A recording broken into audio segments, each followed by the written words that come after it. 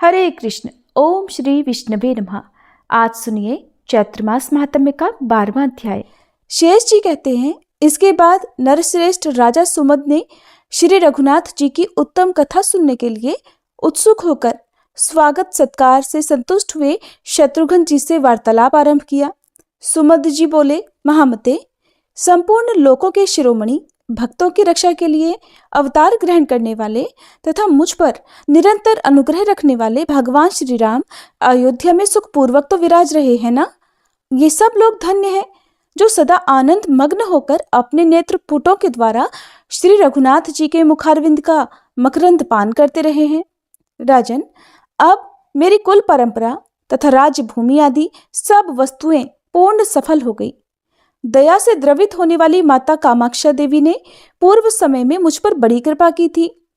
राजाओं में श्रेष्ठ वीर सुमद के ऐसा कहने पर शत्रुघ्न ने श्री रघुनाथ जी के गुणों को प्रकट करने वाली सब कथाएं कह सुनाई।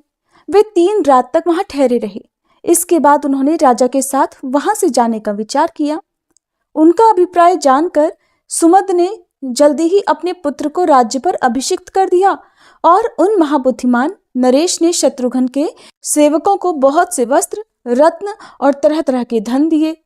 इसके बाद शत्रुघ्न ने धनुष धारण किए हुए राजा सुमद को साथ लेकर अपने बहुज्ञ मंत्रियों, पैदल योद्धाओं, हाथियों और अच्छे घोड़े जुते हुए अनेक रथों के साथ वहां से यात्रा आरंभ की। श्री रघुनाथ जी के प्रताप का आश्रय लेकर वे हंसते हंसते मार्ग तय करने लगे। पयोष्णी नदी के तट पर पहुंचकर उन्होंने अपनी चाल तेज कर दी और शत्रुओं पर प्रहार करने वाले समस्त योद्धा भी पीछे पीछे उनका साथ देने लगे। वे तपस्वी ऋषियों के तरह तरह के आश्रम देखते हुए और वहां श्री रघुनाथ जी के गुणगान सुनते हुए यात्रा कर रहे थे। उस समय उन्हें चारों ओर मुनियों की यह कल्याणमयी वाणी सुनाई पड़ती थी कि यह यज्ञ का अश्व चला जा रहा है जो श्रीहरि के अंशावतार श्री रघुनाथ जी के द्वारा सब ओर से सुरक्षित है। भगवान का अनुसरण करने वाले वानर तथा भगवत भक्त भी उसकी रक्षा कर रहे हैं। जिनका मन भक्ति से निरंतर प्रभावित रहता है, उन महर्षियों की ऐसी बातें सुनकर शत्रुघ्न जी को बड़ा संतोष हुआ। आगे जाकर उन्होंने एक विशुद्ध आश्रम देखा जो निरंतर होने वाली वेदों की ध्वनि से उसको श्रवण करने वाले मनुष्यों का सारा अमंगल नष्ट किए देता था। वहां का संपूर्ण आकाश अग्निहोत्र के समय दी जाने वाली आहुति के धूम से पवित्र हो गया था। श्रेष्ठ मुनियों के द्वारा स्थापित किए हुए अनेकों यज्ञ संबंधी यूप उस आश्रम को सुशोभित कर रहे थे। वहां सिंह भी पालन करने योग्य गौओं की रक्षा करते थे। चूहे अपने रहने के लिए बिल नहीं खोदते थे क्योंकि वहां उन्हें बिल्लियों का कोई डर नहीं था। सांप सदा मोरों और नेवलों के साथ खेलते रहते थे। हाथी और सिंह एक दूसरे के मित्र होकर उस आश्रम पर निवास करते थे। हिरण वहां प्रेम पूर्वक चढ़ते रहते थे। उन्हें किसी से भय नहीं था। गौओं के थन घड़ों के समान दिखाई देते थे। उनका विग्रह नंदिनी की तरह संपूर्ण कामनाओं को पूर्ण करने वाला था और वे अपने खुरों से उठी हुई धूल के द्वारा वहां की भूमि को पवित्र करती थीं। हाथों में समीधा धारण करने वाले श्रेष्ठ मुनिवरों ने वहां की भूमि को धार्मिक क्रियाओं का अनुष्ठान करने के योग्य बना रखा था। उस आश्रम को देखकर शत्रुघ्न जी ने सब बातों को जानने वाले श्री राम जी के मंत्री सुमति से पूछा। शत्रुघ्न जी बोले, सुमते, ये सामने किस मुनि का आश्रम शोभा पा रहा है? यह सब जंतु आपस का वैर भाव छोड़कर एक साथ ही रहते हैं और यह मुनियों की मंडली से भी भरा पूरा दिखाई देता है। मैं मुनि की वार्ता सुनूंगा और उनका वृतांत सुनकर अपने आप को पवित्र करूंगा।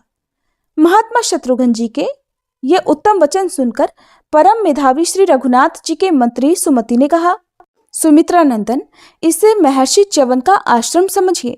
ये बड़े बड़े तपस्वियों से सुशोभित तथा वैर शून्य जंतुओं से भरा हुआ है। मुनियों की पत्नियां भी यहाँ रहती हैं। महामुनि च्यवन वे ही हैं जिन्होंने मनुपुत्र शरियाती के महान यज्ञ में इंद्र का मान भंग किया और अश्विनी कुमारों को यज्ञ का भाग दिया था।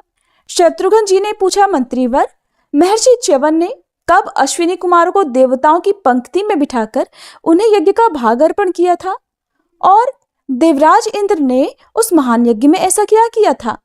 सुमति ने कहा, सुमित्रा नंदन, ब्रह्मा जी के वंश में महर्षि भृगु बड़े विख्यात महात्मा हुए हैं। एक दिन संध्या के समय समिधा लाने के लिए वे आश्रम से दूर चले गए थे। उसी समय दमन नाम का एक महाबली राक्षस उनके यज्ञ का नाश करने के लिए आया और ऊंचे स्वर से अत्यंत भयंकर वचन बोला, कहाँ है वह अधम मुनि और कहाँ है उसकी पाप रहित पत्नी? वह रोष में भरकर जब बार बार इस प्रकार कहने लगा तो अग्नि देवता ने अपने ऊपर राक्षस से भय उपस्थित जानकर मुनि की पत्नी को उसे दिखा दिया। वह सती साध्वी नारी उस समय गर्भवती थी। राक्षस ने उसे पकड़ लिया। बेचारी अबला कुररी की तरह विलाप करने लगी। कुररी एक पक्षी होता है। महर्षि भृगु रक्षा करो, पतिदेव बचाओ, प्राणनाथ हे तपोनिधे मेरी रक्षा करो, इस प्रकार वह आर्त भाव से पुकार रही थी। वह राक्षस उसे लेकर आश्रम से बाहर चला गया और दुष्टता भरी बातों से महात्मा भृगु की उस पतिव्रता पत्नी को अपमानित करने लगा। उस समय महान भय से त्रस्त होकर वह गर्भ मुनि पत्नी के पेट से गिर गया। उस नवजात शिशु के नेत्र प्रज्वलित हो रहे थे, मानो सती के शरीर से स्वयं अग्निदेव ही प्रकट हुए हों। उसने राक्षस की ओर देखा और कहा, ओ दुष्ट, अब तू यहां से मत जा, अभी जलकर यहीं भस्म हो जा। सती का स्पर्श करने के कारण तेरा कल्याण कभी नहीं होगा। बालक के ऐसा कहते ही वह राक्षस गिर पड़ा और तुरंत जलकर राख का ढेर हो गया। तब माता अपने बच्चे को गोद में लेकर उदास मन से आश्रम पर आई। महर्षि भृगु को जब पता चला कि ये सब अग्निदेव की ही करतूत है तो वे क्रोध से व्याकुल हो उठे और शाप देते हुए बोले, शत्रु को घर का भेद बताने वाले दुष्टात्मा, तू सर्वभक्षी हो जा, पवित्र अपवित्र सभी वस्तुओं का आहार कर। ये शाप सुनकर अग्निदेव को बड़ा दुख हुआ। उन्होंने मुनि के चरण पकड़ लिए और कहा, प्रभु आप दया के सागर हो, महामते मुझ पर अनुग्रह करो। धार्मिक शिरोमणि, मैंने झूठ बोलने के भय से उस राक्षस को आपकी पत्नी का पता बता दिया था, इसलिए मुझ पर कृपा करो।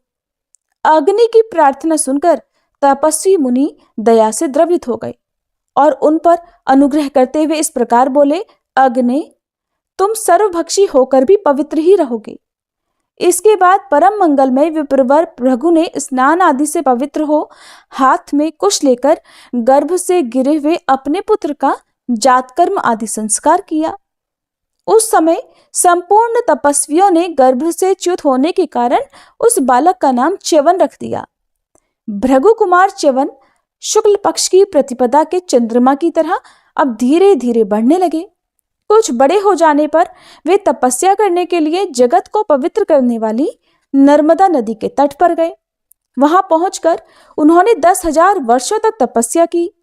उस समय उनके दोनों कंधों पर दीमकों ने मिट्टी की ढेरी जमा कर दी और उस पर 2 पलाश के वृक्ष भी उगाए।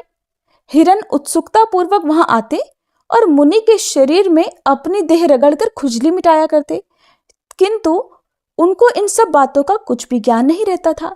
वे तो बस अविचल भाव से अपनी तपस्या में लीन रहते थे, स्थिर रहते थे। एक समय की बात है, मनु के पुत्र राजा शर्याती तीर्थ यात्रा के लिए तैयार होकर परिवार सहित नर्मदा के तट पर गए। उनके साथ बहुत बड़ी सेना भी थी। महानदी नर्मदा में स्नान करके उन्होंने देवता और पितरों का तर्पण किया और भगवान श्री विष्णु की प्रसन्नता के लिए ब्राह्मणों को तरह तरह के दान दिए। राजा के एक कन्या थी जो तपाए हुए सोने के आभूषण पहनकर बड़ी सुंदर दिखाई देती थी। वह अपनी सखियों के साथ वन में इधर उधर घूमने लगी। वहां उसने महान वृक्षों से सुशोभित वल्मीक अर्थात मिट्टी का ढेर देखा, जिसके भीतर एक ऐसा तेज दिख पड़ा जो निमेष और उन्मेष से रहित था। उसमें खुलने अथवा बंद करने की क्रिया नहीं होती थी। राजकन्या कौतूहलवश उसके पास गई और शलाकाओं से दबाकर उसे फोड़ डाला। फूटने पर उससे खून निकलने लगा, क्योंकि वह तो तपस्या में लीन च्यवन मुनि की आंखें थीं। अब ये देखकर राजकुमारी को बड़ा दुख हुआ और वह दुख से कातर हो गई। अपराध से दबी होने के कारण उसने माता और पिता को इस दुर्घटना का हाल नहीं बताया। वह भय से आतुर होकर खुद ही अपने लिए शोक करने लगी। उस समय पृथ्वी कांपने लगी, आकाश से उल्कापात होने लगा, सारी दिशाएं धूमिल हो गई और सूर्य के चारों ओर घेरा पड़ गया। राजा के कितने ही घोड़े नष्ट हो गए, बहुत सारे हाथी मर गए, धन और रत्न का नाश हो गया और उनके साथ आए हुए लोगों में आपस में कलह होने लगा। ऐसा उत्पात देखकर राजा डर गए, उनका मन कुछ बेचैन हो गया। वे सब लोगों से पूछने लगे कि किसी ने मुनि का अपराध तो नहीं किया है। परंपरा से उन्हें अपनी पुत्री की करतूत मालूम हो ही गई और वे बड़े दुखी होकर सेना और सवारियों सहित मुनि के पास गए। भारी तपस्या में लगे हुए तपोनिधि च्यवन मुनि को देखकर राजा ने स्तुति के द्वारा उन्हें प्रसन्न किया और कहा, मुनिवर दया कीजिए।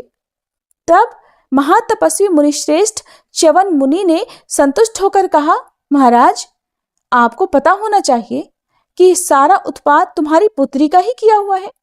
तुम्हारी कन्या ने मेरी आंखें फोड़ डाली हैं, इनसे बहुत सारा खून गिरा है।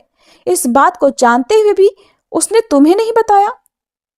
इसलिए अब तुम शास्त्रीय विधि के अनुसार मुझे उस कन्या का दान कर दो, तब इन सारे उत्पातों की शांति हो जाएगी। ये सुनकर राजा को बड़ा दुख हुआ और उन्होंने उत्तम कुल, नई अवस्था, सुंदर रूप, अच्छे स्वभाव और शुभ लक्षणों से संपन्न अपनी प्यारी पुत्री उन अंधे महर्षि को ब्याह दी। राजा ने कमल के समान नेत्रों वाली उस कन्या का जब दान कर दिया, तब मुनि के क्रोध से प्रकट हुए सारे उत्पात तुरंत ही शांत हो गए।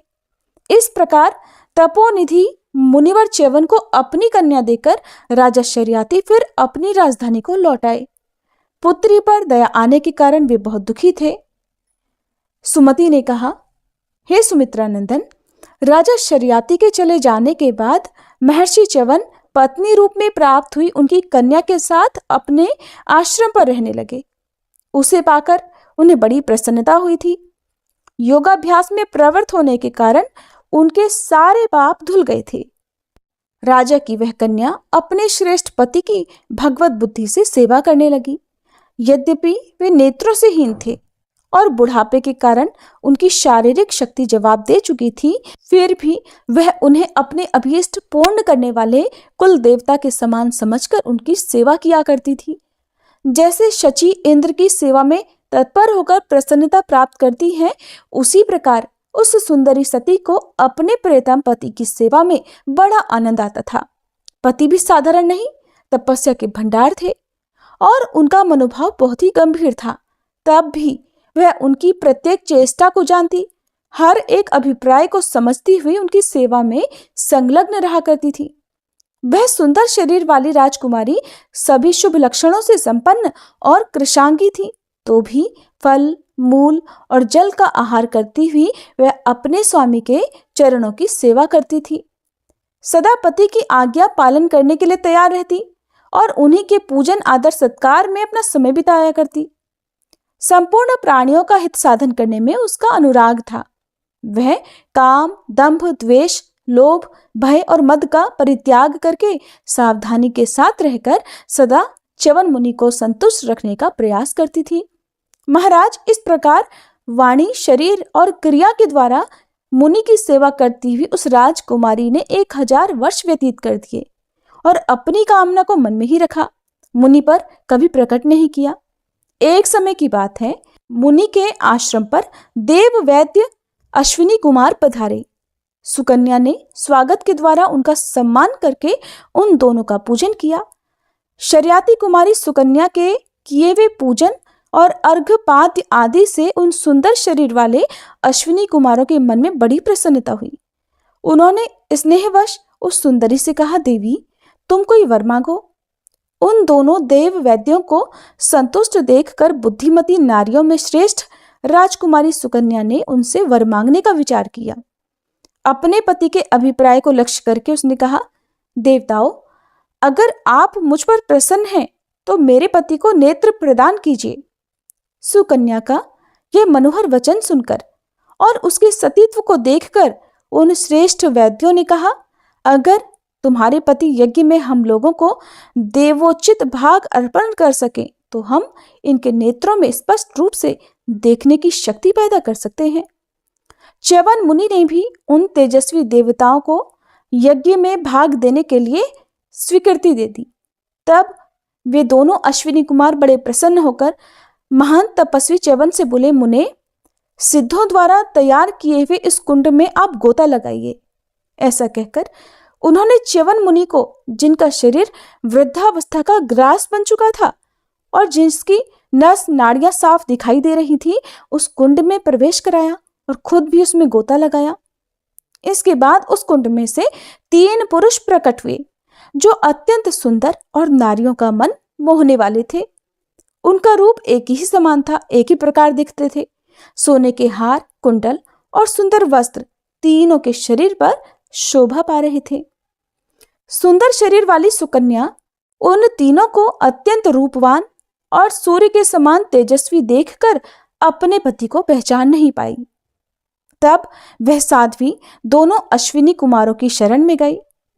सुकन्या के पातिव्रत्य से संतुष्ट होकर उन्होंने उसके पति को दिखा दिया और फिर ऋषि से विदा लेकर वे दोनों विमान पर बैठकर स्वर्ग को चले गए। अब उन्हें इस बात की आशा हो गई थी कि जब मुनि यज्ञ करेंगे तो उसमें हम लोगों को भी अवश्य भाग देंगे। इसके बाद किसी समय राजा शर्याती के मन में ये इच्छा हुई कि मैं यज्ञ द्वारा देवताओं का पूजन करूं। उस समय उन्होंने महर्षि च्यवन को बुलाने के लिए अपने कई सेवक भेजे। उनके बुलाने पर महातपस्वी विप्रवर च्यवन वहां गए।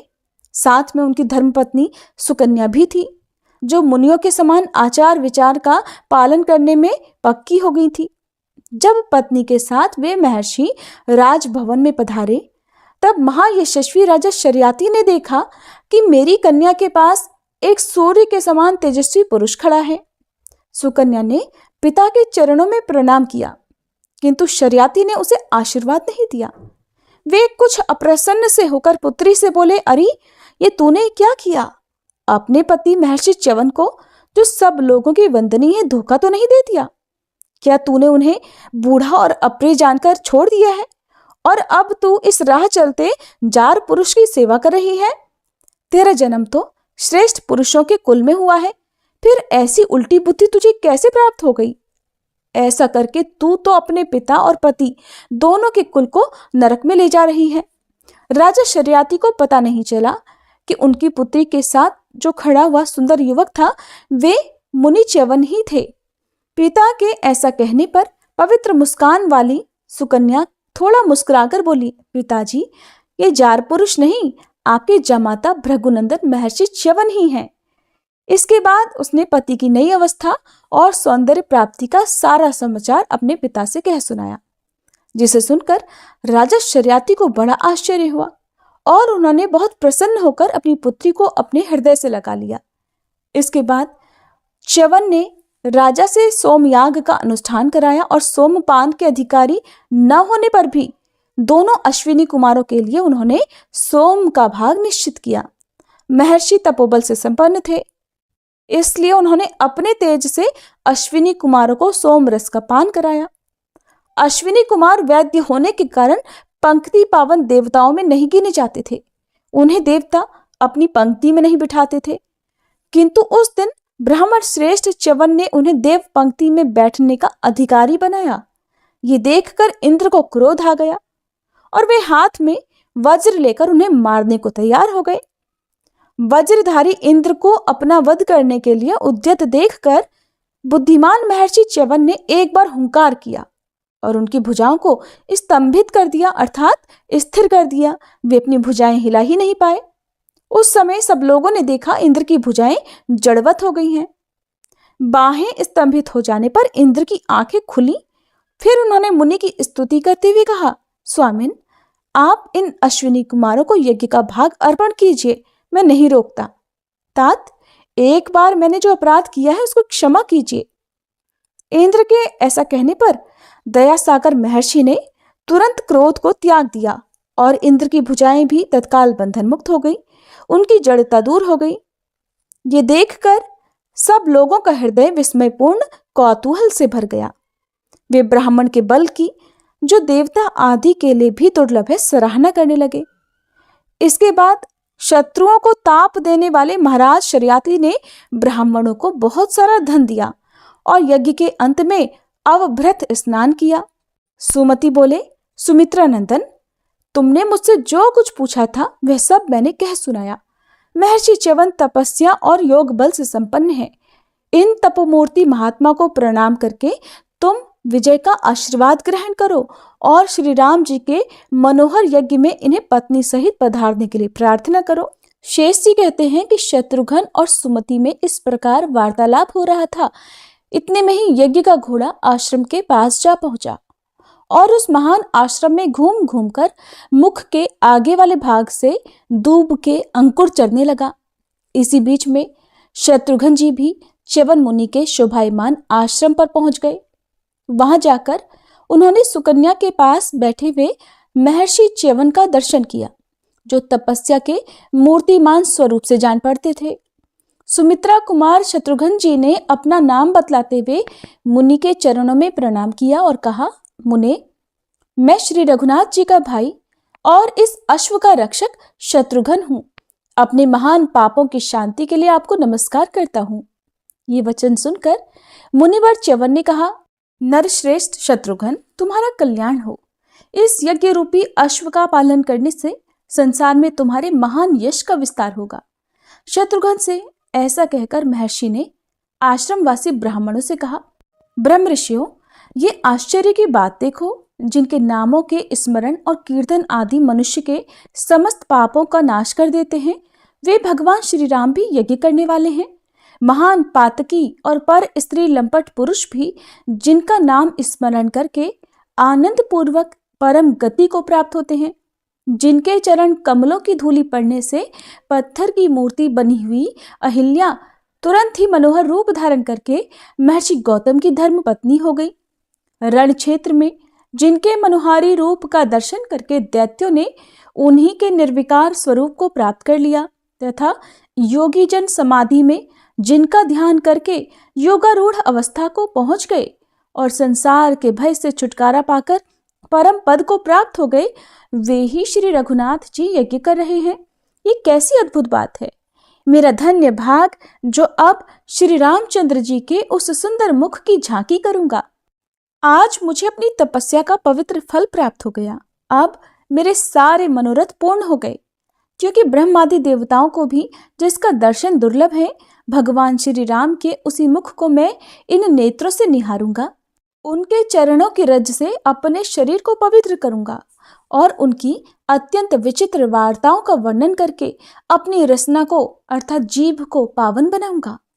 इस प्रकार की बातें करते करते श्री राम के चरणों का स्मरण होने से महर्षि का प्रेम भाव जाग गया। उनकी वाणी गदगद हो गई, उनके आंखों से आंसुओं की धारा बह चली।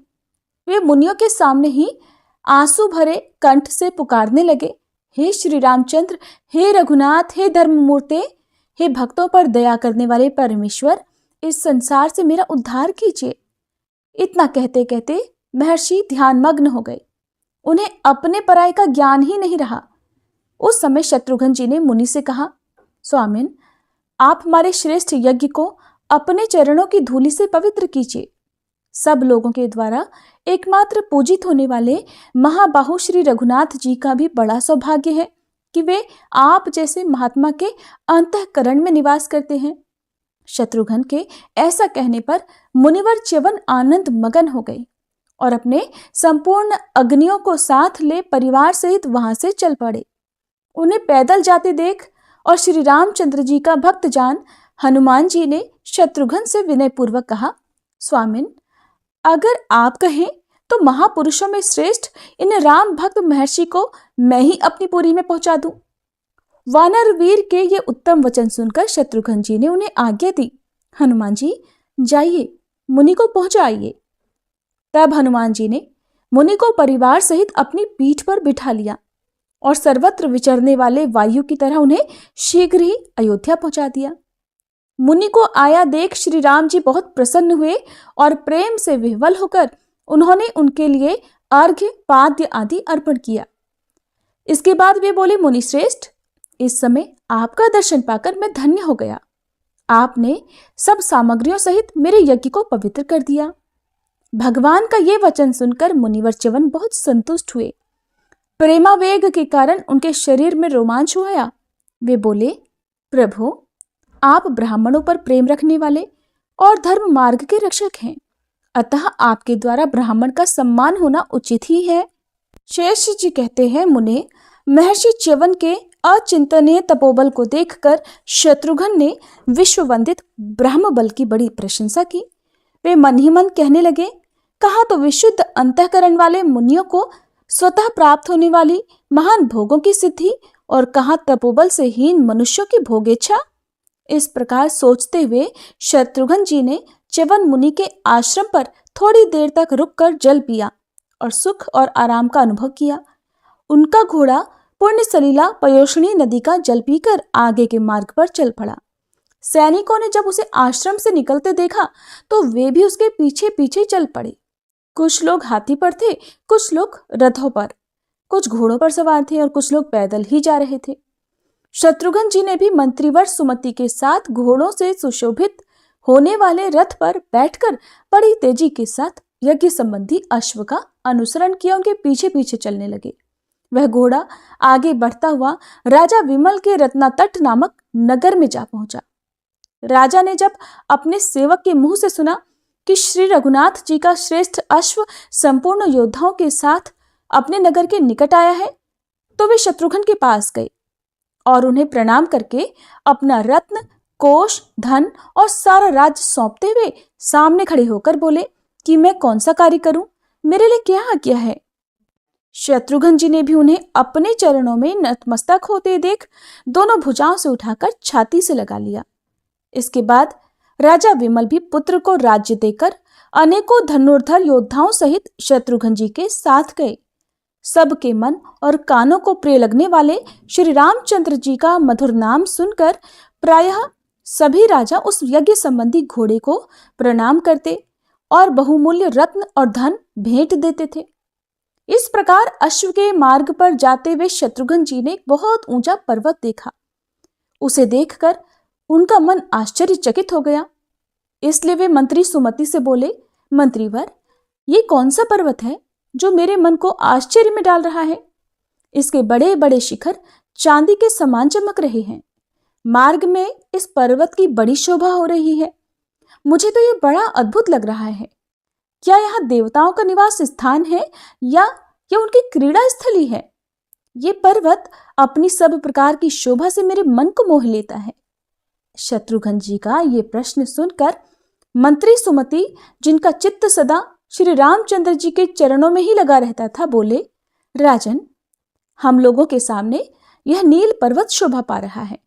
इसके चारों ओर फैले हुए बड़े बड़े शिखर स्फटिक आदि मणियों के समूह हैं, इसलिए वे बड़े मनोहर लग रहे हैं। पापी और पर स्त्री लंपट मनुष्य इस पर्वत को नहीं देख पाते। जो नीच मनुष्य भगवान श्री विष्णु के गुणों पर विश्वास या आदर नहीं करते, सत्पुरुषों के द्वारा आचरण में लाए हुए श्रौत और स्मार्त धर्मों को नहीं मानते तथा सदा अपने बौद्धिक तर्क के आधार पर ही विचार करते हैं, उन्हें भी इस पर्वत का दर्शन नहीं होता। नील और लाह की बिक्री करने वाले मनुष्य, घी आदि बेचने वाला ब्राह्मण तथा शराबी मनुष्य भी इसके दर्शन से वंचित रहते हैं। जो पिता अपनी रूपवती कन्या का किसी कुलीन वर के साथ ब्याह नहीं करता, बल्कि पाप से मोहित होकर धन के लोभ से उसको बेच देता है, उसे भी इसका दर्शन नहीं होता। जो मनुष्य उत्तम कुल और शील से युक्त सती साध्वी स्त्री को कलंकित करता है तथा भाई बंधुओं को न देकर खुद ही मीठे पकवान उड़ाता है, जो ब्राह्मण का धन हड़प लेने के लिए जालसाजी करता है, रसोई में भेद करता है और जो दूषित विचार रखने के कारण केवल अपने लिए खिचड़ी या खीर बनाता है, वह भी इस पर्वत को नहीं देख पाता। महाराज, जो मध्याह्न काल में भूख से पीड़ित होकर आए हुए अतिथियों का अपमान करते हैं, दूसरों के साथ विश्वासघात करते रहते हैं और जो श्री रघुनाथ जी के भजन से विमुख होते हैं, उन्हें भी इस पर्वत का दर्शन नहीं होता। ये श्रेष्ठ पर्वत बड़ा ही पवित्र है। पुरुषोत्तम का निवास स्थान होने से इसकी शोभा और भी बढ़ गई है। अपने दर्शन से यह मनोहर शैल हम सब लोगों को पवित्र कर रहा है। देवताओं के मुकुटों से जिनके चरणों की पूजा होती है, जहां देवता अपने मुकुट मंडित मस्तक झुकाया करते हैं, पुण्यात्मा पुरुष ही जिनका दर्शन पाने के अधिकारी हैं, वे पुण्य प्रदाता भगवान पुरुषोत्तम इस पर्वत पर विराजमान हैं। जो इस नीलगिरी पर चढ़कर भगवान को नमस्कार करता और पुण्य कर्म आदि के द्वारा उनकी पूजा करके उनका प्रसाद ग्रहण करता है, वह साक्षात भगवान चतुर्भुज का स्वरूप हो जाता है। महाराज, इस विषय में जानकार लोग एक प्राचीन इतिहास कहा करते हैं। राजा रत्नग्रीव को अपने परिवार के साथ ही जो 4 भुजा आदि भगवान का सारूप्य प्राप्त हुआ था, उसी का इस उपाख्यान में वर्णन है। ऐसा सौभाग्य देवता और दानवों के लिए भी अत्यंत दुर्लभ है। यह आश्चर्यपूर्ण वृतांत इस प्रकार है कि तीनों लोकों में प्रसिद्ध जो कांची नाम की नगरी है, वह पूर्व समय में बड़ी संपन्न अवस्था में थी। वहां बहुत अधिक मनुष्यों की आबादी थी। सेना और सवारी सभी दृष्टियों से कांची बड़ी समृद्धशालिनी पुरी थी। वहां ब्राह्मणोचित 6 कर्मों में निरंतर लगे रहने वाले श्रेष्ठ ब्राह्मण रहा करते थे, जो सब प्राणियों के हित में संलग्न और श्री रामचंद्र जी के भजन के लिए सदा उत्कंठित रहने वाले थे। वहां के क्षत्रिय युद्ध में लोहा लेने वाले थे। वे युद्ध में कभी पीछे पैर नहीं हटाते थे। पराई स्त्री, पराय धन और परद्रोह से वे सदा दूर रहने वाले थे। वैश्य भी ब्याज, खेती और व्यापार आदि शुभ वृत्तियों से जीविका चलाते हुए निरंतर श्री रघुनाथ जी के चरण कमलों में अनुराग रखते थे। इस तरह धर्म पूर्वक प्रजा का पालन और सब प्रकार के भोगों का उपभोग करते हुए राजा के अनेकों वर्ष बीत गए। एक दिन उन्होंने अपनी धर्मपत्नी विशालाक्षी से कहा, जो पातिव्रत्य धर्म का पालन करने वाली पतिव्रता थी, प्रिय, अब अपने पुत्र प्रजा की रक्षा का भार संभालने वाले हो गए। भगवान महाविष्णु के प्रसाद से मेरे पास किसी बात की कोई कमी नहीं है। अब मेरे मन में केवल एक ही इच्छा रह गई है, वो ये कि मैंने आज तक किसी परम कल्याणमय उत्तम तीर्थ का दर्शन नहीं किया। जो मनुष्य जन्म भर अपना पेट ही भरता रहता है, भगवान की पूजा नहीं करता, वह बैल माना गया है। इसलिए कल्याणी, मैं राज्य का भार पुत्र को सौंपकर अब परिवार सहित तीर्थ यात्रा के लिए चलना चाहता हूँ। ऐसा निश्चय करके उन्होंने संध्या काल में भगवान का ध्यान किया और आधी रात को सोते समय स्वप्न में एक श्रेष्ठ तपस्वी ब्राह्मण को देखा। फिर सवेरे उठकर उन्होंने संध्या आदि नित्य कर्म पूरे किए और सभा में जाकर मंत्रीजनों के साथ वे सुखपूर्वक विराजमान हुए। इतने में ही उन्हें एक दुर्बल शरीर वाले तपस्वी ब्राह्मण दिखाई दिए, जो जटा, वल्कल और कौपीन धारण किए हुए थे। उनके हाथ में एक छड़ी थी और अनेकों तीर्थों के सेवन से उनका शरीर पवित्र हो गया था। महाबाहु राजा रत्नग्रीव ने उन्हें देख मस्तक झुकाकर प्रणाम किया और प्रसन्न होकर अर्घ्य, पाद्य आदि निवेदित किया। जब ब्राह्मण सुखपूर्वक आसन पर बैठकर विश्राम कर चुके, तब राजा ने उनका परिचय जानकर इस प्रकार प्रश्न किया कि स्वामिन, आज आपके दर्शन से मेरे शरीर का समस्त पाप निवृत्त हो गया। वास्तव में महात्मा पुरुष दीन दुखियों की रक्षा के लिए ही उनके घर जाते हैं। ब्राह्मण, अब मैं बूढ़ा हो गया हूँ, इसलिए मुझे एक बात बतलाइए, कौन सा देवता अथवा कौन सा ऐसा तीर्थ है जो गर्भवास के कष्ट से बचाने में समर्थ हो सकता है? आप लोग समाधि और ध्यान में तत्पर रहने वाले हैं, अतः सर्वज्ञों में श्रेष्ठ हैं। ब्राह्मण ने कहा, महाराज, आपने तीर्थ सेवन के विषय में जिज्ञासा करते हुए जो ये प्रश्न किया है कि किस देवता की कृपा से गर्भवास के कष्ट का निवारण हो सकता है, सो उसके विषय में बता रहा हूं, सुनिए। भगवान श्री रामचंद्र जी की ही सेवा करनी चाहिए, क्योंकि वे ही संसार रूपी रोग का नाश करने वाले हैं। वे ही भगवान पुरुषोत्तम के नाम से प्रसिद्ध हैं, उन्हीं की पूजा करनी चाहिए। मैंने भी सब पापों का क्षय करने वाली अनेकों पुरियों और नदियों का दर्शन किया है। अयोध्या, सरयू, तापी, हरिद्वार, अवंती, विमला, कांची, समुद्रगामिनी नर्मदा, गोकर्ण और करोड़ों हत्याओं का विनाश करने वाला हाटक तीर्थ, इन सब का दर्शन पाप को दूर करने वाला है।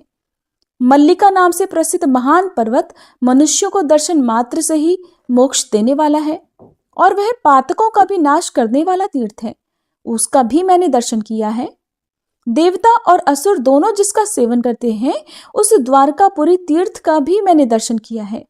वहां कल्याणमयी गोमती नाम की नदी बहती है, जिसका जल साक्षात ब्रह्म स्वरूप है, जिसमें डूबना लय कहलाता है और मृत्यु को प्राप्त होना मोक्ष, ऐसा श्रुति का वचन है। उस पुरी में रहने वाले मनुष्यों पर कलयुग कभी भी अपना प्रभाव नहीं डाल पाता। जहां के पत्थर भी चक्र से चिन्हित होते हैं, मनुष्य तो चक्र का चिन्ह धारण करते ही हैं। वहां के पशु पक्षी और कीट पतंग आदि सबके शरीर चक्र से अंकित होते हैं।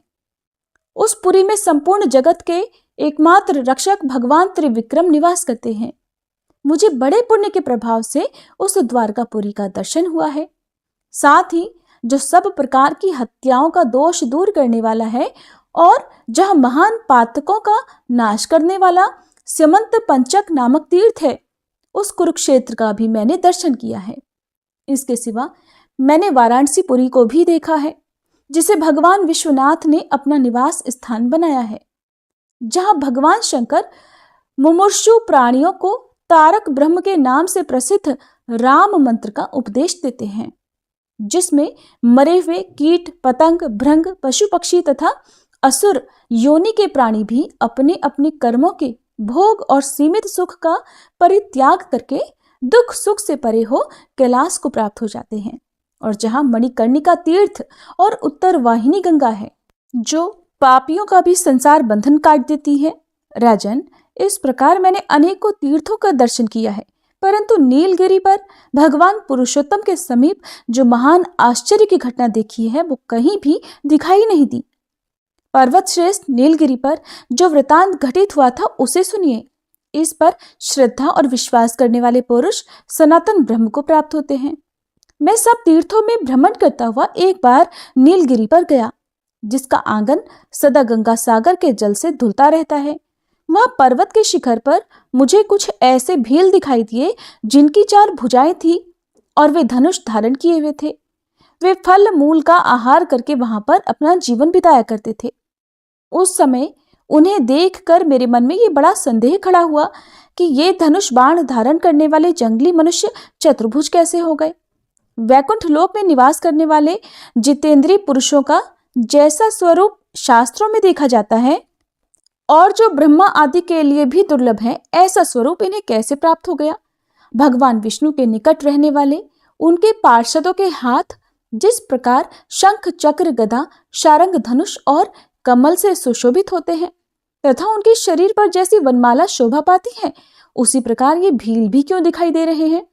इस प्रकार संदेह में पड़ जाने पर मैंने उनसे पूछा, सज्जनों, आप लोग कौन हैं और ये चतुर्भुज स्वरूप आपको कैसे प्राप्त हुआ है। मेरा प्रश्न सुनकर वे लोग बहुत हंसे, फिर कहने लगे, ये महाशय ब्राह्मण होकर भी यहाँ के पिंडदान की अद्भुत महिमा को नहीं जानते। ये सुनकर मैंने कहा, कैसा पिंड और किसको दिया जाता है। चतुर्भुज शरीर धारण करने वाले महात्माओं, मुझे इसका रहस्य बताओ। मेरी बात सुनकर उन महात्माओं ने जिस तरह उन्हें चतुर्भुज स्वरूप की प्राप्ति हुई थी, सारा वृतांत कह सुनाया। वे भील बोले, ब्राह्मण, हम लोगों का वृतांत सुनो। हमारा एक बालक प्रतिदिन जामुन आदि वृक्षों के फल खाता और अन्य बालकों के साथ घूमा करता था।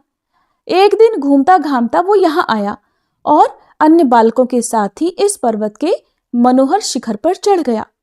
ऊपर जाकर उसने देखा एक अद्भुत देव मंदिर है। उसकी दीवार सोने की बनी हुई है, जिसमें गारुत्मत आदि नाना प्रकार की मणियां जड़ी हुई हैं। वह अपनी मनोहर कांति से सूर्य की तरह अंधकार का नाश कर रहा है। उसे देखकर बालक को बड़ा आश्चर्य हुआ और उसने मन ही मन सोचा, ये क्या है, किसका घर है, जरा चलकर देखूं तो सही, ये महात्माओं का कैसा स्थान है। ऐसा सोचकर वह बड़भागी बालक मंदिर के भीतर घुस गया। वहां जाकर उसने देवाधिदेव पुरुषोत्तम का दर्शन किया, जिनके चरणों में देवता और असुर सभी मस्तक झुकाते हैं, जिनका श्री विग्रह किरीट, हार, केयूर और कंठा आदि से सुशोभित रहता है, जो कानों में अत्यंत उज्जवल और मनोहर कुंडल धारण करते हैं, जिनके युगल चरण कमलों पर तुलसी की सुगंध से मतवाले हुए भंवरे मंडराया करते हैं। शंख चक्र गदा और कमल आदि परिकर दिव्य शरीर धारण करके जिनके चरणों की आराधना करते हैं, तथा नारद आदि देवर्षि जिनके श्री विग्रह की सेवा में लगे रहते हैं, ऐसे भगवान की उस बालक ने झांकी की, दर्शन किया।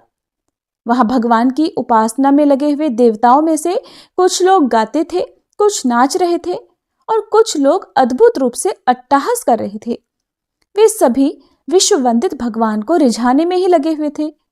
भगवान को देखकर हमारा बालक उनके पास चला गया। देवताओं ने अच्छी तरह पूजा करके श्री रमावल्लभ भगवान को धूप और नैवेद्य अर्पण किया तथा आदर पूर्वक उनकी आरती करके भगवत कृपा का अनुभव करते हुए वे सब लोग अपने अपने स्थान को चले गए। उस बालक के सौभाग्यवश वह भगवान को भोग लगाया हुआ भात अर्थात महाप्रसाद गिरा हुआ था, जो मनुष्यों के लिए अलभ्य और देवताओं के लिए भी दुर्लभ है, वही उसे मिल गया। उसको खाकर बालक ने भगवान के श्री विग्रह का दर्शन किया। इससे उसे चतुर्भुज रूप की प्राप्ति हो गई और वह अत्यंत सुंदर दिखाई देने लगा। 4 भुजा आदि भगवत स्वरूप को प्राप्त हो शंख चक्र आदि धारण किए जब वह बालक घर आया तो हम लोगों ने बारंबार उसकी ओर देखकर पूछा, तुम्हारा ये अद्भुत स्वरूप कैसे हो गया? तब बालक अपने आश्चर्ययुक्त वृतांत का वर्णन करने लगा कि मैं नीलगिरी के शिखर पर गया था। वहां मैंने देवाधिदेव भगवान का दर्शन किया है और वहीं भगवान को भोग लगाया हुआ मनोहर प्रसाद भी मुझे मिल गया था, जिसे खाने मात्र से ही इस समय मेरा ऐसा चतुर्भुज स्वरूप हो गया है। मैं तो खुद ही अपने इस परिवर्तन पर आश्चर्यचकित हो रहा हूँ। बालक की बात सुनकर हम लोगों को भी बड़ा आश्चर्य हुआ। फिर हमने भी इन परम दुर्लभ भगवान का दर्शन किया, साथ ही सब प्रकार के स्वाद से भरा हुआ जो अन्न आदि का प्रसाद मिला था उसे भी खाया। उसके खाते ही भगवान की कृपा से हम सब लोग 4 भुजाधारी हो गए। साधु श्रेष्ठ, तुम भी जाकर भगवान का दर्शन करो। वहां अन्न का प्रसाद ग्रहण करके तुम भी चतुर्भुज हो जाओगे। विप्रवर, तुमने हम लोगों से जो बात पूछी और जिसको कहने के लिए हमें आज्ञा दी थी, वह सब वृतांत हम लोगों ने कह सुनाया। हरे कृष्णा। आज के अध्याय में बस इतना ही। इसके आगे का वृतांत आप सभी अगले अध्याय में जरूर सुनिएगा।